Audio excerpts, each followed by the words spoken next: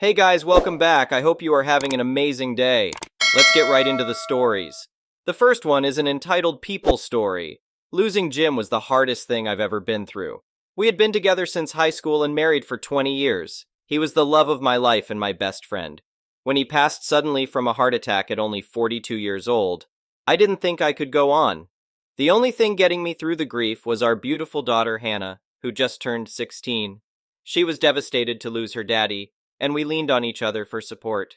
Jim and I never had life insurance since we were so young, but he did have a huge inheritance coming from his grandparents' estate that was worth around $3 million. Since I was his wife and sole heir, that money would be the only financial security Hannah and I had left after Jim died. Jim's parents, Roger and Sylvia, never really approved of me from the start. They thought I wasn't good enough for their perfect son. Even after 20 years of marriage, they still treated me like an outsider and caused problems any chance they got. I hated that their shitty behavior upset Jim, but he always stood up for me. Now that he was gone, I worried they would try to cut me out of the inheritance somehow. 2 days after Jim's funeral, right when Hannah and I were at our lowest, Roger and Sylvia showed up unannounced at our house. "We need to have a discussion about the estate," Roger announced gruffly as they barged in. Alarm bells instantly went off in my head. "This isn't a good time. Hannah and I are still grieving," I said firmly, ready to show them out if needed. "We'll make it quick then. Due to the circumstances, Sylvia and I don't think you're fit to be the sole heir anymore," Roger declared coldly. I could hardly believe what I was hearing. "Circumstances? Jim just died. We're devastated. What the hell are you talking about?" Sylvia sneered. "Well, it's clear you drove our son to an early grave with all your demands. We don't think you deserve that inheritance after how you treated him." My vision went red with rage. These delusional a-holes had the audacity to accuse me after I spent 2 decades loving their son. "Get out of my house before I call the police. You have no claim to that money and you're not welcome here." They refused to leave, continuing their absurd tirade about how I was an unfit mother and wife. I'd had enough. I dialed cops and reported the trespassing. When the cops showed up, Roger and Sylvia finally scuttled away, but not before threatening to take me to court. "Just try it! You'll get laughed out so fast," I shouted after their retreating forms. Hannah was in tears after hearing their crazy accusations. I held her close, heartbroken all over again. How could they hurt us so badly right after losing Jim? Their audacity knew no bounds. A few days later, I got a notice that Roger and Sylvia had indeed filed a motion in probate court, contesting the inheritance based on the ridiculous claim that I caused undue stress to Jim prior to his death. I knew I had to lawyer up ASAP. Thankfully, my friend Sarah is an estate lawyer, and she was furious on my behalf. "Don't worry, we're going to crush them," she vowed. The next few months leading up to the court date were absolute hell. Roger and Sylvia started harassing me nonstop with nasty emails and voicemails, calling me a gold digger, whore, and terrible mother. They even sent CPS to my door for a welfare check after falsely claiming I was an unfit parent. It was a blatant intimidation tactic, and I was terrified they would try to take Hannah away too. When the day finally came, I took the stand prepared with a thick file of evidence to disprove every one of their lies. Sarah methodically picked apart their testimony, exposing massive holes and inconsistencies, but the final blow came from Hannah herself. At Sarah's request, Hannah told the judge about all the Christmases and birthdays her grandparents ruined with their hurtful comments and bullying behavior towards me and Dad. "They made my parents miserable. I just want my mom to be taken care of since Dad is gone," she said, her soft voice carrying through the silent courtroom. You could see the jury melt at her words. During cross-examination, Sarah asked Roger point blank, "Do you have any proof at all that the deceased didn't intend for his wife to inherit?" He tried to sputter out excuses, but had nothing concrete, just baseless accusations. The judge wasn't having it. In her closing statement, Sarah emphasized that Jim made his intentions abundantly clear over 20 years of marriage in supporting me as his wife and mother to his daughter. On the other hand, Roger and Sylvia provided zero evidence and only malicious claims. It didn't take long for the jury to return with a unanimous victory in my favor. We left the courthouse holding on to each other, crying tears of relief. I could finally start to heal after months of hell at Roger and Sylvia's hands. But the best moment was yet to come. As we walked to the car, Hannah said loudly, "Maybe now those nasty grandparents will leave us alone," right as Roger and Sylvia were passing by. Their faces turned purple with rage, but they couldn't do a thing about it. We drove away laughing at their expense. With the inheritance secured, Hannah and I were able to buy our dream home, a spacious cabin right on a beautiful lake, with no nasty neighbors for miles. It's been our peaceful sanctuary ever since as we've rebuilt our lives after losing Jim. I'll always miss him deeply, but finding this place and cutting off his toxic parents has brought me the closure and security I so desperately needed. Hannah is thriving with her new start. All it took was standing up to delusional bullies dead set on destroying us. I'm just grateful the law was on our side in the end. The next one is a pro-revenge story. Preface. In early 2020, I was hired under the title Assistant Manager at a local automotive shop. We mainly sold tires, or tires if you're American, and alloy wheels for passenger vehicles. The company owned several stores. I reported directly to my manager, who then reported to the owner of the company. Shortly after I was hired, I noticed the behavior of the manager was far from professional. He would constantly mock and berate me for being the new guy. I believe part of this was jealousy and insecurity on his part, as I ended up recording more sales under my name within the first few months. He would also knock off work early and start drinking beer while the rest of us continued to work. I remember when he found out that I participated in MMA training sessions after work. He tried to goad me into a fight for his own amusement. Clearly, this guy didn't like me, and I was starting to get the feeling that he was trying to get me to snap or lose my cool, and as a result, my employment. I became even more certain of that with what happened next. Story. During the few months that I had worked there, I had noticed that our takings for the day and sales records did not match. I would often spend half an hour to an hour after work trying to figure out where the errors were coming from, while the manager would simply throw his hands in the air and exclaim that he had no idea how this was happening. The recurring issue seemed to be that our cash takings had been recorded incorrectly. There would sometimes be an excess amount of cash that didn't match up with what was recorded on our sales invoicing software. Other times, there would be less. I was, at the time, an accounting student studying toward my bachelor's degree. I was already suspicious of the cash being out each day. However, given how the manager had been treating me up until this point, I was concerned that any complaint would somehow be twisted and used against me. And boy, was I right. Several weeks later, my manager took some time off. During this time, I managed a personal record in-store sales and also noticed something interesting. The cash was never out at the end of each shift. I reported this directly to the owner of the company. Given I was acting manager during the time my manager was away, I was expected to report to the owner every day, and explained what had been occurring while the manager was there. In all honesty, I was hopeful that the owner would be having a word with the manager about the discrepancies. However, I was also wary, as I believed once the owner spoke to my manager, that the manager would immediately know it was me who reported this. When the manager returned to work, he immediately approached me with a disgruntled look on his face. "I've spoken with the owner. You tried to blame me for the discrepancies? You should focus on doing your job properly. Then this wouldn't happen." I was quite taken aback by how angry he was, though. I wasn't surprised that he twisted it and tried to place blame on me. Given his reaction, I'm even more suspicious at this point. He wants me to do my job properly, eh? Malicious compliance ensues. That same week I got to work. I started paying attention to what customers were paying when they were dealing with my manager. Behind his back, I began examining all of his sale transactions and invoices with a fine-tooth comb. As the days rolled by, I started to find evidence of his dishonesty. When it came to a few cash sales, my manager was doing the following. Example: would tell the customer the price is $200 if he pays cash. Would discount the price by $50 in the sale invoicing software. Would put the extra cash into the till and record a $150 cash sale. Before we did the cash up at the end of the day, he would sneakily pocket this extra cash while no one was around. Though he was very foolish, as he clearly couldn't remember the exact amount he had swindled. Hence why the cash would be up some days, didn't swindle enough. Or the cash would be down, swindled too much. And I took screenshots of the discounts he had been giving on sales and sent them to the business owner, along with a report. A report with a detailed description of my findings. The report also showed that on all days he wasn't there for the cash count, there was no variance. When he was there, well, the owner was infuriated. This man had been his trusted employee for years. The owner was so infuriated, in fact, that he ordered my manager to do a mandatory drug test, pee in a cup style, on the same day he found out. And no surprises? He failed. Turns out the manager had quite the meth habit. This was most likely his sole motive for stealing cash, and the owner was beside himself. We operate machinery every day in this store, and so the thought of a manager walking around high as a kite wouldn't sit well with any health and safety professional. In fact, it could have landed the owner in serious legal trouble if any accident or injury occurred under this manager's watch. The manager was terminated immediately for the violation of his contract and was later taken to court by the owner in an attempt to recover the stolen funds.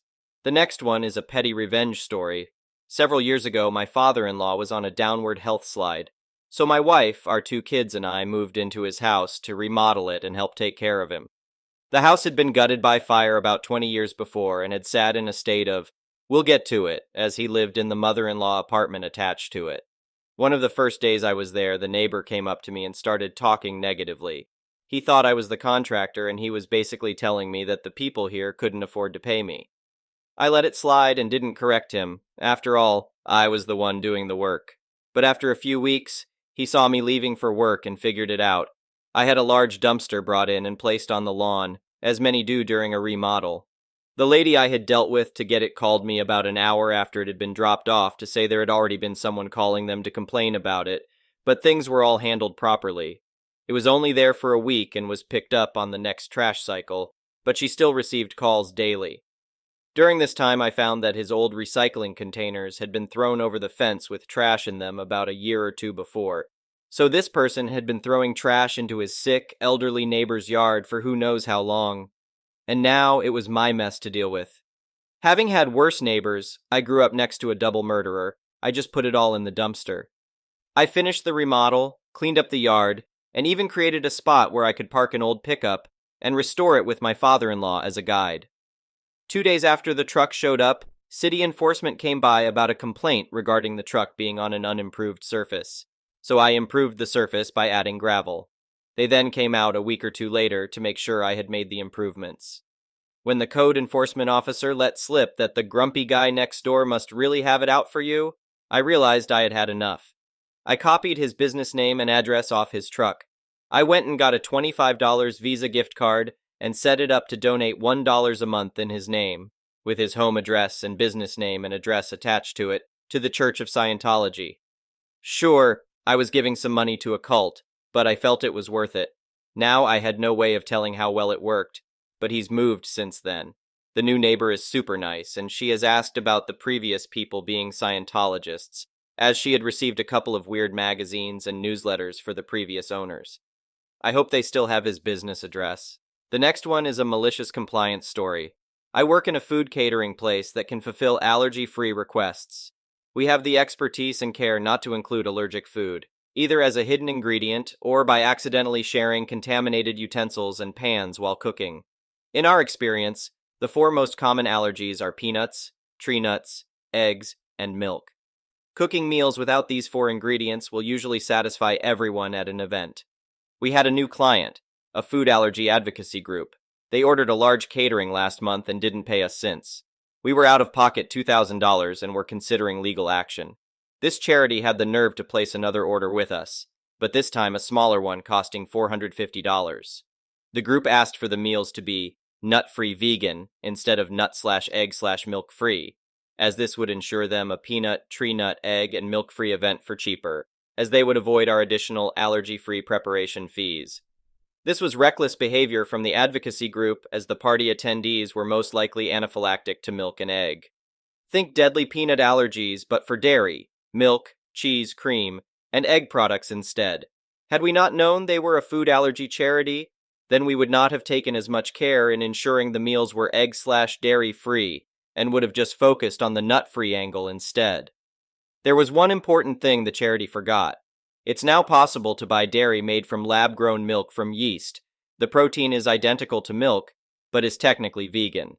We cooked all the meals with this lab-grown dairy and loaded it into the van. Upon arriving at the function hall, we informed the charity organizers that the meals had lab-grown dairy in them.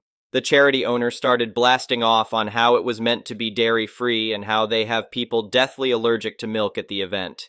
I simply explained that the order was nut-free vegan since we used lab-grown milk, and that they had failed to pay us for the last order, and that this was simply going to be our team Christmas party if they didn't accept the order. The owner went ballistic and began pushing me. The rest of us restrained him, and the function hall called the police. The owner lied and told the police that we had dropped and assaulted him. The police asked the function hall for the CCTV and then moved us both along. The police did inform us of the commotion that we could head down to the station tonight and provide a witness statement should we wish to press charges. A few moments later, the owner called and begged for an apology and offered to pay us both the original and today's invoices right there and then. I decided to accept the apology and the cash. Our team had a nice pre-Christmas party with the vegan lab-grown dairy meals. The next one is an entitled people story. Maybe I'm the entitled person here, but I think I deserve to be treated with some decency, treated like a human with some basic kindness, dignity, and respect. I am homeless, and I have a story. About a week ago, I burned my hand somewhat badly. It was my own dumb mistake. I have a small camp stove I use for cooking, and I had just finished with it. My dumbass took my food off, turned it off, and grabbed it to put away. I literally grabbed the metal part the pan rests on, forgetting metal plus fire equals sign hot. I did everything I could to take care of it. I washed my hands a lot. I kept cleaning it off with isopropyl alcohol and polysporin to help it heal, but my best efforts weren't enough. I developed an infection, and I knew I needed treatment. Instead of going to the emergency room, I found a walk-in clinic. I waited my turn to see the doctor, and when I finally got in to explain what I needed, he basically refused to help me. He said he wouldn't be prescribing anything, and I'd just have to deal with the pain, accusing me of intentionally burning myself for drugs. I tried to say I just needed antibiotics because my hand was infected. Well, I got nothing, and I knew the infection was bad. I was unable to close my hand, it was getting very swollen. Just an FYI, I don't drink, I don't use drugs, I'm on the straight and narrow path. So I left, and it was off to the emergency room because I needed treatment. I went and explained to the ER nurse what happened, that I think I need antibiotics, and was put in the waiting room for 6 hours. Finally, I was taken back into a smaller waiting room, where I waited for another 3 hours. Finally, a doctor came, but what bothered me was he had 2 very large security guards behind him. The doctor didn't ask me what's wrong. He immediately said, "Unfortunately, we can't prescribe you any medication," and basically tried to usher me out of the door. Duck, yeah, I know I look rough, but I'm not a tweaker, and I kinda got really mad and raised my voice. I said very sternly, "I don't want your ducking drugs, I want ducking treatment." I slammed my hand very hard down on the metal table thing they have in the rooms and said, "I have an infection. I burned myself on my camp stove. I have my stove in my bag. You can see little burned pieces of my flesh still on it. I just need you to take a look, Marie. Give me some antibiotics because I don't want to have to cosplay as Captain Ducking Hook for the rest of my life." Me slamming my hand on the table alerted the security. They said if I have another outburst like that, they're going to hold me and get the police involved. Luckily, the doctor finally got it through his head I wasn't a junkie, and took a look at my hand. He ended up giving me a needle in my hand because it was very infected, as well as a blister pack of antibiotics, enough for 7 days. He said if it's not better in a week to come back. But seriously, am I being entitled? Do I not have the right to be treated like a human? Okay, and my hand is feeling a lot better. The swelling has gone down. The next one is an entitled parent story. I've been a fan of this subreddit for a while, and I finally have my own story to contribute. This happened last week during my evening commute. I work in the city and usually take the bus home. As anyone who commutes knows, these buses can get packed, especially during rush hour. On this particular day, I managed to snag a seat, which felt like winning the lottery after a long day at work. I had my earbuds in and was half asleep, lost in my music. A few stops into my ride, an entitled mom, EM, and her son, who looked to be about 10 years old, got on the bus. It was clear from the get-go that there were no seats available, but that didn't stop EM from scanning the bus like she was on a mission. She locked eyes with me and beelined in my direction. EM, in a tone that was more demanding than polite, said, "Excuse me, could you let my son sit down? He's really tired from his day and needs to sit." I was surprised she singled me out since there were other people, some elderly, standing as well. I was about to respond, maybe even stand up despite feeling exhausted myself, when a woman standing nearby, I'll call her helpful lady HL, spoke up. HL said in a kind but firm tone, "Ma'am, it's not right to single out someone for their seat. We're all tired after a long day. Perhaps your son can manage standing for a bit." EM's face turned a shade of red, and she responded, "But he's just a child and children need to sit, it's common courtesy." The bus was unusually silent, with everyone seemingly tuned into our conversation. HL, undeterred, replied, I understand. But so do the elderly, the disabled, and those who've had long days at work. We can't expect others to always give up their comfort for us. It's a valuable lesson in consideration and patience. EM looked ready to argue more, but seemed to realize that the bus audience wasn't on her side. She muttered something under her breath about rude people and moved slightly away, still standing. The rest of the ride was uneventful, but the atmosphere felt a bit charged. When my stop arrived, I got up, and as I passed HL, she gave me a small smile and a nod, as if to say, "You did the right thing." I nodded back in gratitude, feeling relieved but also a bit surprised at how the situation unfolded. Thank you for watching. I would really appreciate it if you could like the video and subscribe to our channel if you haven't already. We'll see you again tomorrow.